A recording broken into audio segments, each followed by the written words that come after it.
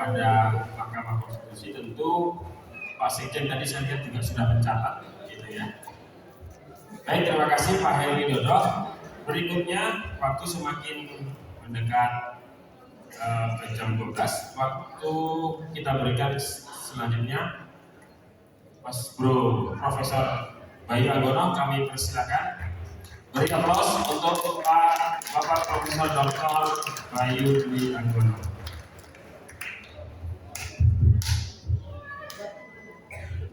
Bismillahirrahmanirrahim. Assalamualaikum warahmatullahi wabarakatuh. Salam damai sejahtera, Om Swastiastu, Namo Buddhaya, salam kebajikan. Saya ingin menyapa dengan pantun dulu nih, mahasiswa-mahasiswa yang keren dan unggul ini. Belum.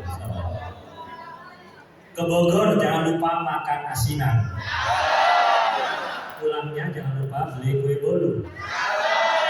Bahagia rasanya bisa jumpa mahasiswa Pakuan. Semoga para mahasiswa keren sukses selalu.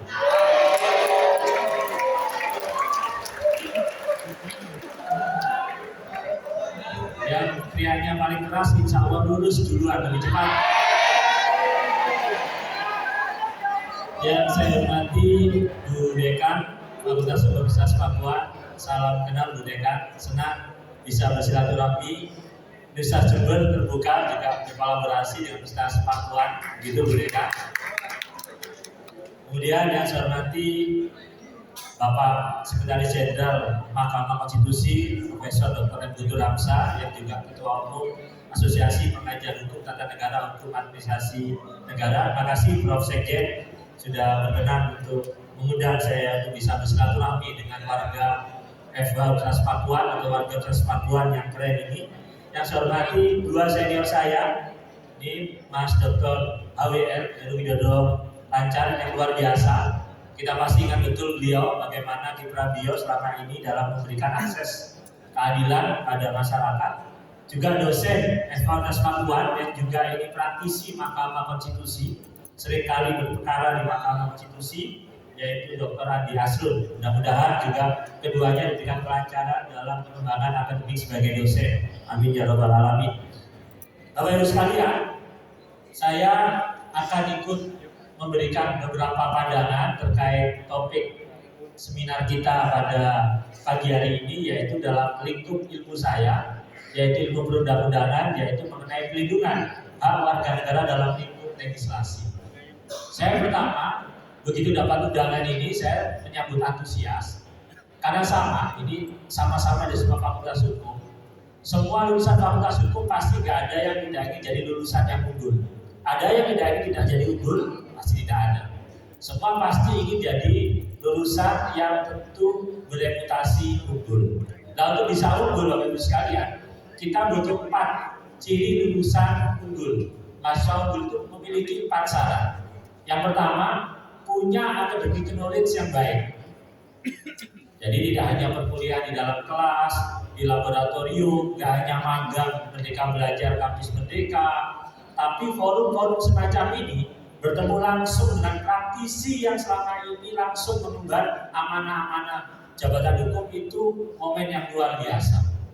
Saya katakan momen yang luar biasa untuk menambah academic knowledge kita. Yang kedua adalah unggul itu kalau mahasiswa punya skill of thinking yang baik. Gak hanya mengetahui, memahami, tapi bisa kemudian menginternalisasi dan kemudian saya harus berbuat apa untuk bisa semacam menjadi seperti itu. Nah, itu skill of thinking kemudian penting karena berkaitan langsung nanti dengan bagaimana lulusan fakultas hukum merespon atas berbagai dinamika. Tadi yang disampaikan oleh Pak Dr. HWL tadi itu skill of thinking. Ada aturan hukum acara MK, ada aturan tentang perkara pemilu pilkada. Beliau melakukan analisis. Itulah skill of thinking. Dan harusnya memang seperti itu. Tidak hanya cukup mendapat informasi tentang ini aturannya, ini prakteknya, tapi ada juga skill of thinking. Yang ketiga adalah management skill. Ini yang paling susah. Academic knowledge bisa kita ikuti semua. Skill of thinking bisa kita latih. Management skill apa? Mengalahkan diri sendiri. Tepat waktu, mengikuti acara dengan baik, kemudian menata diri kita, memantaskan diri kita sebelum orang lain menganggap diri kita pantas, diri kita sendiri yang memantaskan diri kita. Itu yang disebut ketiga adalah manajemen skill. Menjadi manajer atas diri sendiri, mengelola diri sendiri. Nah, itu yang paling sulit. Yang keempat, communication skill. Tadi diundang maju, memperkenalkan diri dulu, menyapa diri dulu, baru menjawab pertanyaan. Itu adalah communication skill. Nah, jadi 4 hal tadi. Kalau kami saya tambahkan, tidak hanya 4 hal tadi, 3 hal. ICE, I, C, dan E. I itu bicara integrity, C bicara capability, E bicara energi. Mahasiswa dulu itu dia punya ICE tadi. Integrity, satunya kata dan perbuatan, kejujuran, integritas, itu I yang pertama. C capability, forum-forum semacam ini membangun kapabilitas kita, membangun kapasitas keilmuan kita. Yang terakhir energi, punya integrity, punya capability, tapi nggak punya semangat, gampang menyerah, nggak manusia kuat kayak lagunya Tulus, ya cuma sama saja. Jadi ICE tadi, kalau kita semua berdomani, insya Allah kita semua akan jadi mahasiswa lulusan yang unggul. Integrity, capability, energi, itulah kita manusia-manusia kuat, baik, tulus, begitu ya. Nah, saya ingin kemudian menyampaikan slide berikutnya. Ada cukup banyak, bisa saya mengatakan begini. Kenapa sih pelindungan hak warga negara itu harus masuk ke dalam peraturan perundang-undangan? Kenapa sih peraturan perundang-undangan itu menjadi sangat penting untuk kemudian menjamin pelindungan hak warga negara? Slide berikutnya. Nah, rekan-rekan mahasiswa yang saya hormati dan Bapak Ibu sekalian, kalau kita melihat Undang-Undang Dasar kita, dari sekian pasal yang ada, sesungguhnya bisa kita tarik beberapa hal prinsip terkait penyelenggaraan negara kita. Ada prinsip ketuhanan yang Maha Esa, jelas kita adalah negara yang berketuhanan. Kemudian ada prinsip supremasi konstitusi, ada bicara soal dasar untuk negara kesatuan dan bentuk pemerintahan republik, dasar demokrasi dan dasar negara hukum. Saya ambil 2 saja, yang terkait dengan bagaimana perlindungan hak warga negara itu harus masuk dalam legislasi kita, dalam peraturan undang-undangan kita. Slide berikutnya. Kita bicara soal supremasi konstitusi. Jadi dalam supremasi konstitusi, yang suprem itu bukan institusinya, bukan juga subjek lembagaannya. Jadi Mahkamah Konstitusi. Mahkamah Konstitusi itu suprem bukan karena kemudian diisi misalkan para guru besar, diisi oleh 9 negarawan dan lain sebagainya, tapi karena memang diberikan kewenangan oleh Undang-Undang Dasar untuk dapat memutuskan apakah suatu undang-undang itu telah sesuai dengan Undang-Undang Dasar atau tidak. Makanya dia menjadi kemudian bisa kita maknai dia sebagai sangat suprem karena kewenangannya yang demikian. Kenapa kemudian semua perkara politik, pilpres, pilkada dan lain sebagainya, KPU sudah memutuskan melalui setiap tahapan, kemudian sudah dilakukan berbagai pemenuhan oleh penyelenggara pemilu, itu pun masih kemudian bisa dikoreksi oleh Mahkamah Konstitusi. Bukan karena Mahkamah Konstitusi itu atasannya KPU, bukan karena Mahkamah Konstitusi itu lembaga yang paling kuat, bukan. Karena memang Undang-Undang Dasar menyatakan penyelesaian perselisihan hasil pemilu dibawa ke Mahkamah Konstitusi. Jadi bukan karena lembaganya, tapi bagaimana aturan-aturan hukum menempatkan peran dari lembaga tersebut. Itulah yang disebut sebagai yang supreme adalah aturannya, rule of the game-nya, bukan lembaga-lembaganya. Nah, tentu kemudian salah satu ciri dari supremasi konstitusi adalah konstitusi ditempatkan. Tidak boleh kemudian aturan-aturan di bawah konstitusi itu bertentangan dengan konstitusi. Maka tersedialah peradilan Mahkamah Konstitusi, tersedialah Mahkamah Konstitusi yang akan mengawal supremasi konstitusi tadi. Ini pengetahuan dasar yang kemudian kita akan selalu temui. Saya mengatakan, kenapa sih mahasiswa hukum itu perlu juga memahami tentang hukum acara Mahkamah Konstitusi? Mungkin ada yang mengatakan, saya nggak mau jadi kayak Mas HWL, pengacara bidang hukum tata negara yang berhubungan dengan Mahkamah Konstitusi, saya mau jadi jaksa aja lah, atau saya jadi perancang peraturan perundang-undangan, atau kemudian berpikir saya tidak mau jadi hakim konstitusi, ngapain saya harus mempelajari hukum acara Mahkamah Konstitusi? Profil lulusan Fakultas Hukum itu kan ada 4, praktisi hukum, akademisi hukum, pegiat hukum, yang keempat sekarang kita kembangkan lawpreneur atau legal entrepreneurship. Semua itu pasti akan berhubungan dengan Mahkamah Konstitusi.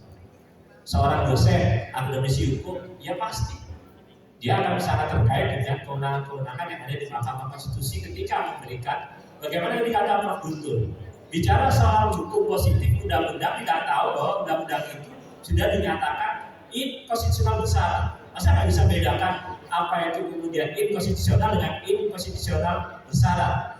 Undang-undang Cipta Kerja itu inkonstitusional bersyarat, maka dia beda dengan inkonstitusional. Maka seorang dosen meskipun dia bukan mengajar hukum acara MK pasti sangat terkait dengan Mahkamah Konstitusi.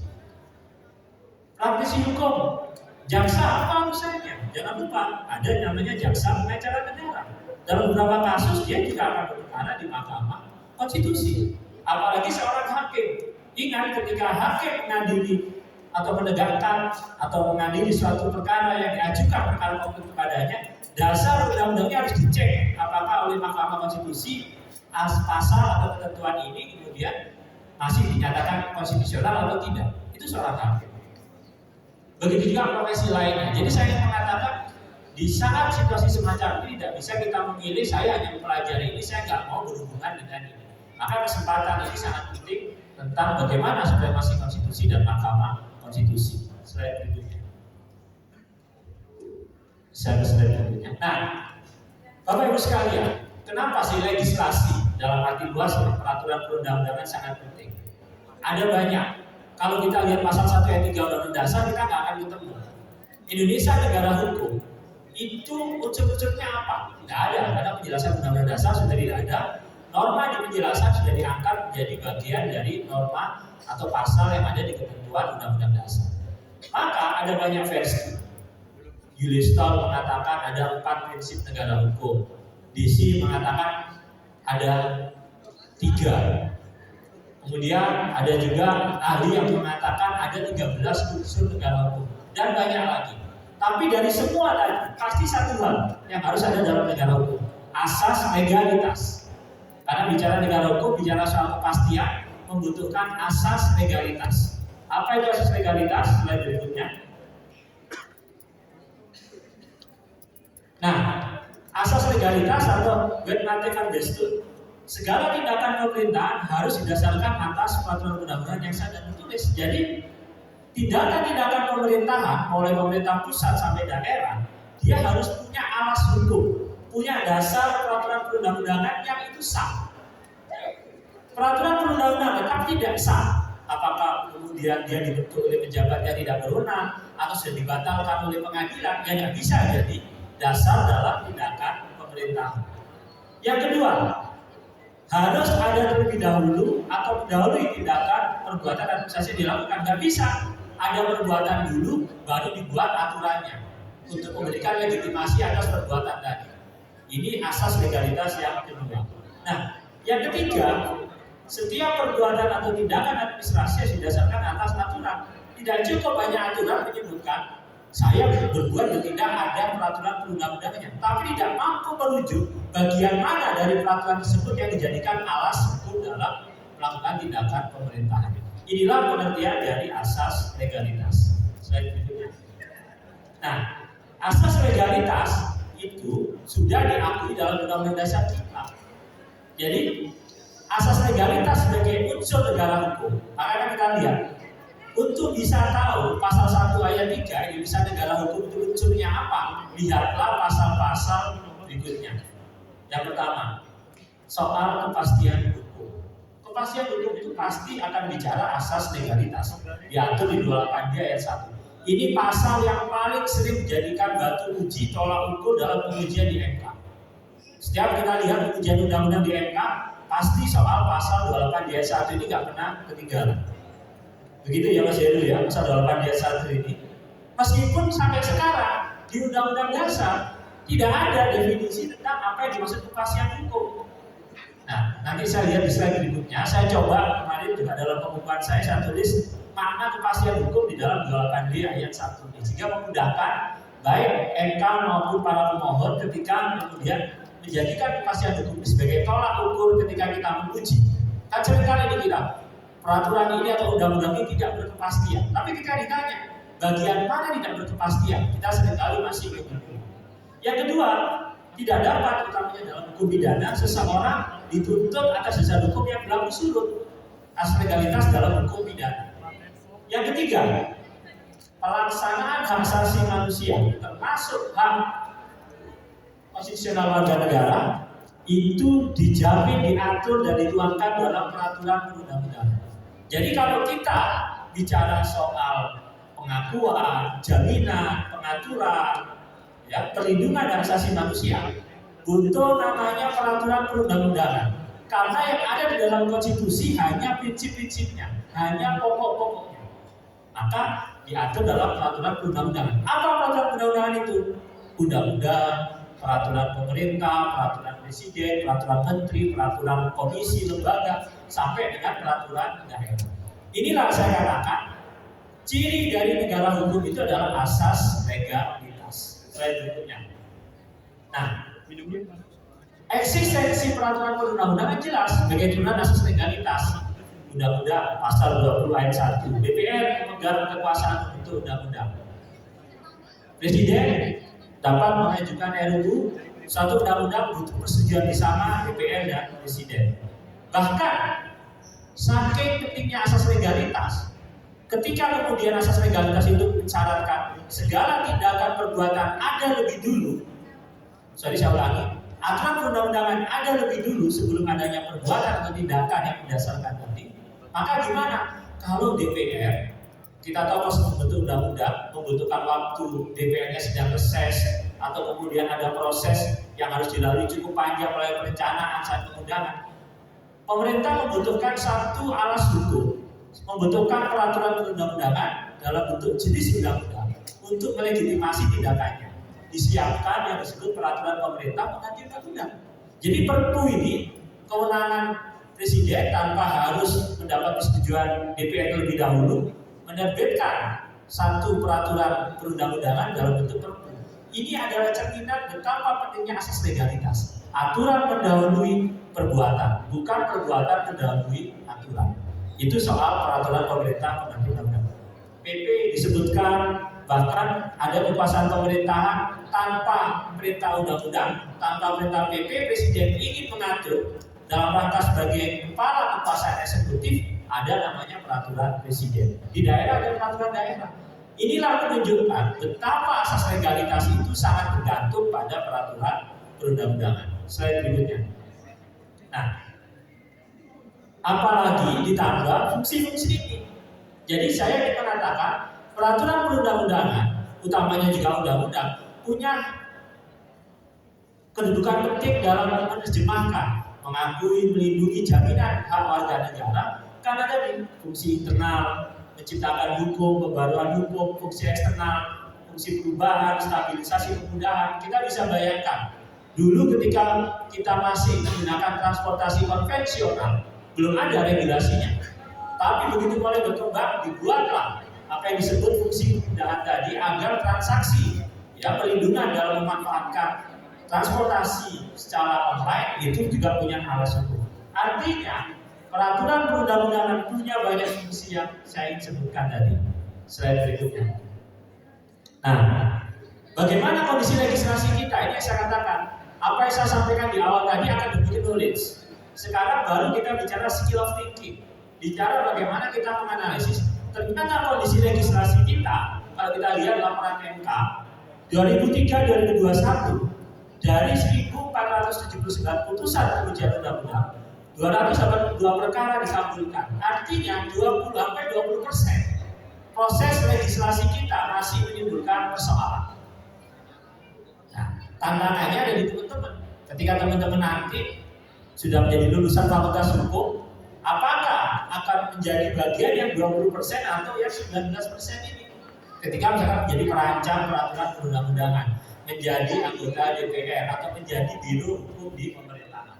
Begitu juga di Mahkamah Agung, hampir dari 63, 5 perkara dikabulkan, kurang lebih 9%. Artinya memang masih ada persoalan. Di samping persoalan yang lain di LPJMN, misalkan soal kepastian hukum dan lain sebagainya. Slide berikutnya. Nah, slide berikutnya. Nah, kepastian hukum teman-teman, ada 4 ini teman-teman, terkait dengan pasal 28 ayat 1.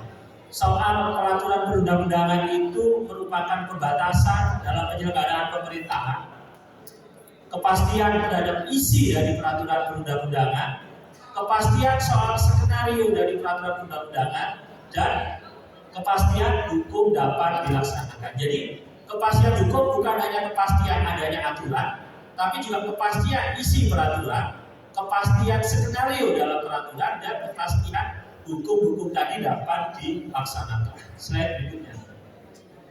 Nah, saat ini kita dalam kondisi mencari kepastian, menemukan ketidakpastian. Bahkan di judul lagu ada kepastian yang kutunggu, gitu ya. Karena memang mencari kepastian itu memang suatu proses yang tidak bisa kita katakan dalam waktu yang cukup pendek. Slide berikutnya. Nah, kalau kita lihat teman-teman kan sering mengkritisi ya kinerja legislasi gitu. Bagian dari skill of thinking yang ada banyak faktor.